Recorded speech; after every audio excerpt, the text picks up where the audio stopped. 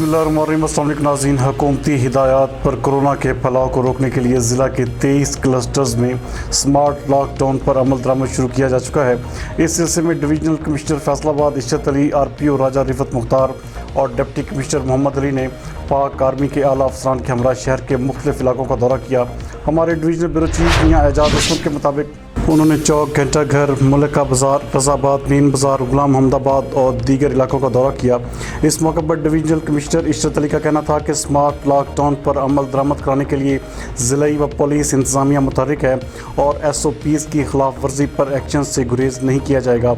इस मौके पर RPO राजा रिफत मुख्तार का कहना था कि पुलिस अफसरान ड्यूटी पर मौजूदगी और हुकूमती हिदायत पर अमल दरामद को यकीनी बनाएं, जबकि डिप्टी कमिश्नर फैसलाबाद मोहम्मद अली ने कहा कि स्मार्ट लॉकडाउन पर मौसर और नतीजा खेज अमल दरामद के लिए ज़िलाई इंतज़ामिया अपनी ज़िम्मेदारियाँ एहसन अंदाज में निभाएगी।